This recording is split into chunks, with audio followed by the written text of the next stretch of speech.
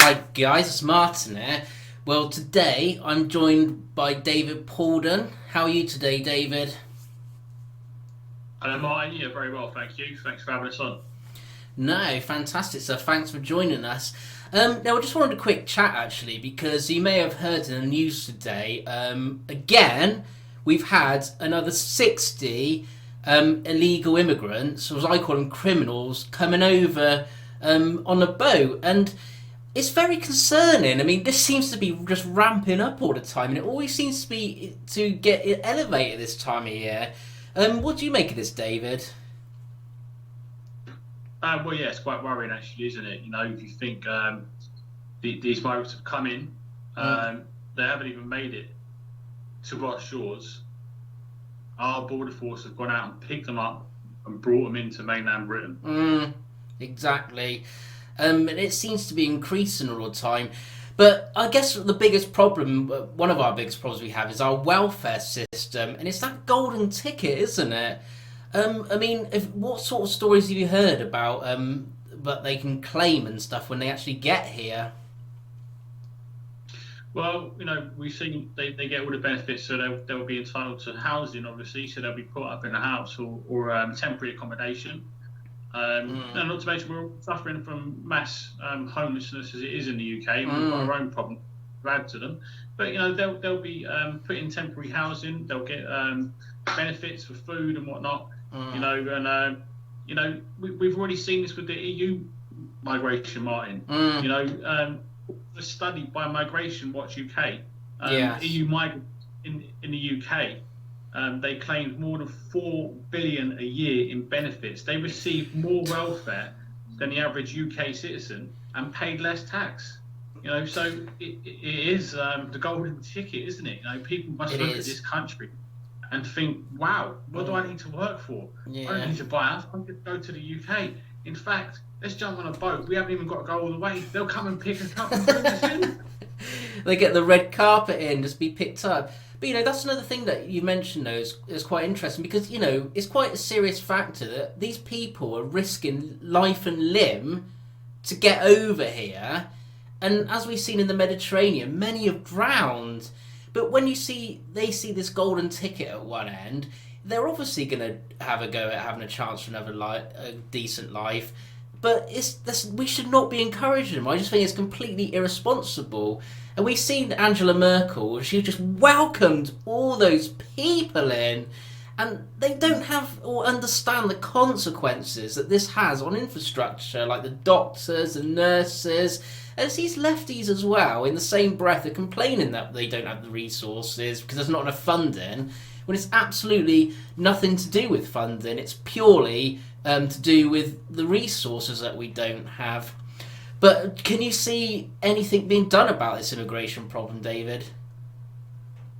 Well, no, not really. I mean, you know, the data there I just gave you by Migration Watch UK, they did this study, and unfortunately, the data wasn't available before the EU referendum, which is quite funny. Mm, um, but you know, the data from the Department of Works and Pensions and the Treasury show that EU workers received more than 2.2 billion in tax credit and housing benefit, mm, 1.1 billion in work payments, mm, out of work payments, and 700 million in child benefit. mm. You know, the rest of the world must be looking at this country and just thinking, what do I need to work for? Wow. What am I doing here? You know, they're leaving France. France isn't a war-torn country, as we know. You know, there's no reason for people to leave France to come here. Once you get to Mm, mainland Europe, you're pretty much safe, yeah. and the economies are doing, you know, pretty well. But to come here, they know they don't have to work. But Why like would you work your ass off if you can come here and get paid and live for free? well, that's it. And a lot of these people, obviously we do welcome genuine refugees from war torn countries, but there always seems to be males of fit fighting ages. I mean, they should be like our ancestors have done, and even what the Yellow Vests are doing in France at the moment. They're fighting for their country. They're not just running away from it. They should be there like people in our history have done. They're fighting for their country, and it never seems to be these sorts of people. There's never families or anything. I mean, it's so plainly obvious that it's economic migrants. And it's a real problem. We need an Australian points-based system now, so we get the skills that we need. And these people need to be vetted because, like I said, we don't know who's here. We got over 20,000 jihadists walking our streets, and these people could easily come in, and we would have no idea about it.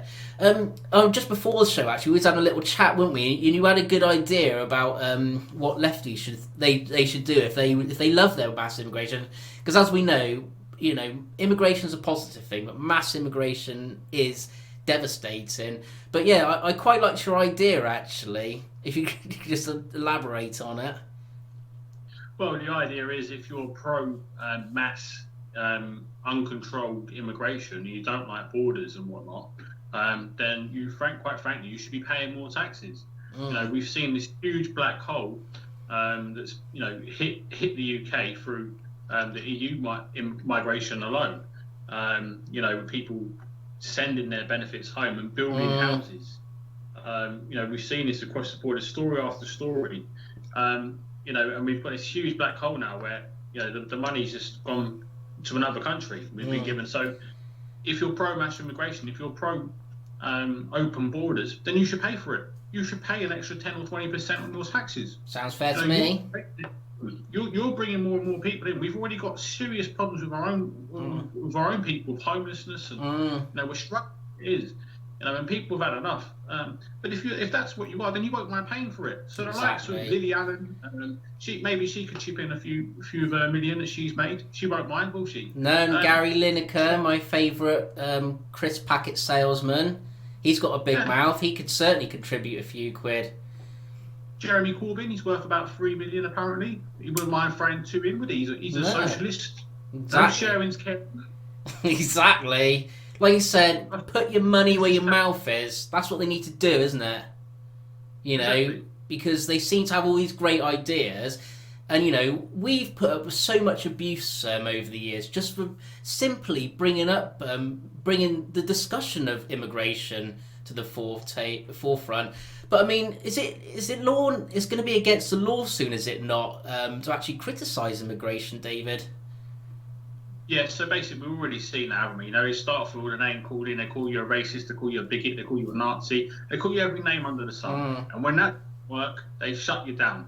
As you know, I'm banned from Facebook. I've been completely removed. I'm not allowed to even try to set up another account. Then they shut that down straight away.